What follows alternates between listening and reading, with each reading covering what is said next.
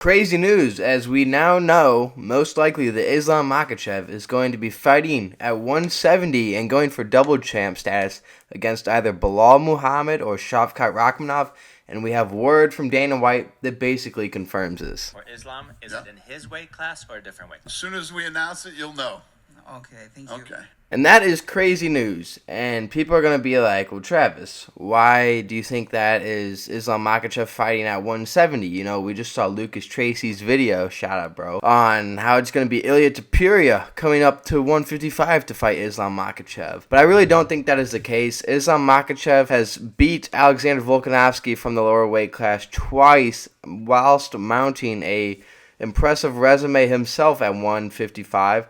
That I don't think that he is going to be asked or made to defend against another 155 champion. Dana White has also said previously, people seem to forget that when he was asked about Ilia Topuria moving up, that he also wants Ilia Topuria to stay at 145 and defend his title more, as he's only had to defend it twice. Dana White has spoken multiple times about how he thinks it's stupid that once champs win the belt that they automatically feel like they should move up, and I'm right there with you, Dana. I don't think we should have champs moving up until they've done something like Makhachev has, or someone like Volkez, or even Merab. Even though Merab's only had one defense, he's basically cleared out the division. He's pretty close to being able to move up if he wants to. Or someone like a Pantoja deserves to move up if he wants to. If Pereira beats Ankalaev, someone like Pereira moves up. But no, someone like Belal, someone like Furia, they don't deserve to move up yet. They're new champions. There's no reason to move up. You still have so many other competitors and contenders that you need to beat before you could really feel like you've done it all or done enough in your division to warrant moving up another division. Now, breaking this down, I don't think a special fight. There is nobody in Islam Makhachev's weight class right now that's a special fight.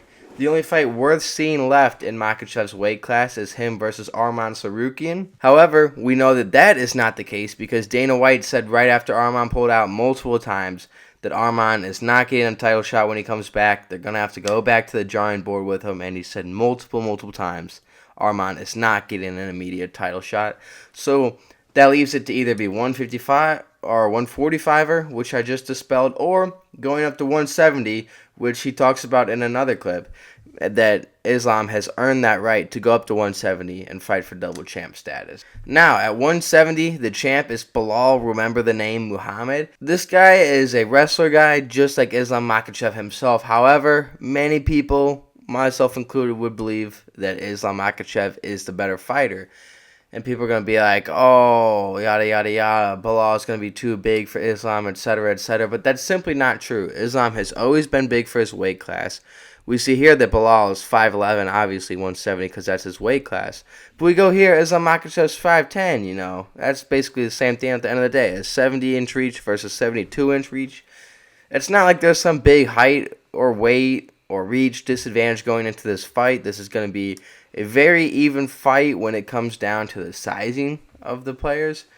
I mean, Makhachev's going to get to fully be in his frame and not have to be as drained. So if anything, he'll have a better chin and, as Lucas Tracy says, the lighter man skill, which is always something to note. But we all didn't think Belal was going to beat Leon Edwards, but he did. And now he's going to face SHhvkat or Makhachev.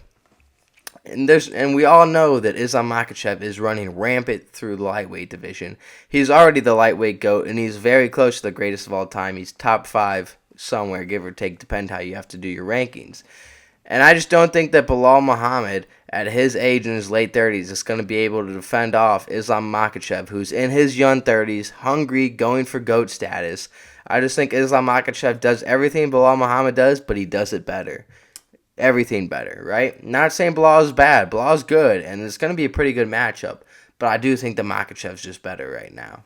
Now, if we look at Belal's recent fights, he does have an impressive win streak, and he's beating impressive names like Leon Edwards, Gilbert Burns, Sean Brady. Someone like Vicente Luque and Stephen Thompson are decent names, but they're not competitors that they once were back in the day, but still notable wins. And when we look at someone like Islam Makhachev, we know what he's done. Moicano was last minute, but he has Poirier, Volk twice, Oliveira, and then you have like Bobby Green and Dan Hooker. But Islam Makhachev is doing everything so impressive, and he's finishing everybody It is very impressive what he's doing in this division. The one caveat to this is they could do Belal Muhammad versus SHhvkat Rahkmonov first, as they've said before that they would. Depends what they want to do with Makhachev, but if this fight goes down, I've just talked about the Belal side, so now I'll talk about the SHhvkat side. SHhvkat's resume, we're looking at it now since he's came to the UFC. He's beat Oliveira, but not the Charles one, and there's two other no names. Neil Magny is a name, but he's not like a top contender name, and neither is Jeff Neal.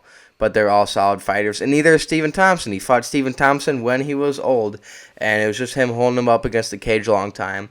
And then we finally have him facing a really good contender in Ian Machado Gary. Shout out Ian Gary for taking this fight on shorter notice. And he beats Ian Gary, but it's a decision win.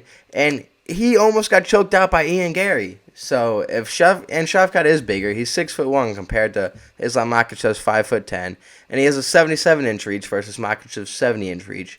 But if you're almost getting choked out by Ian Gary, who is not a grappler at all, Ian Gary is a rangy striker. He fights for points and he keeps people at range. He has never, ever, ever been known to grapple, and SHhvkat Rahkmonov barely. It's impressive, but he still barely got out of a choke by Ian Gary, who's not a wrestler.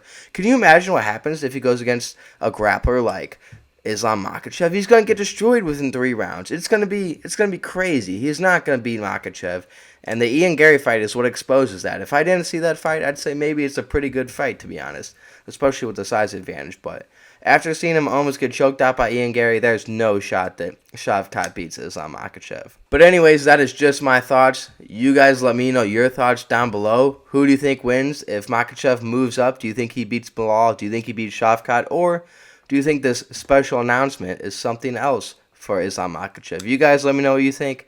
Thank you guys for all the support lately. We're almost at 600 subs, so we are cruising through that. So thank you guys. And I'll see you guys in the next one.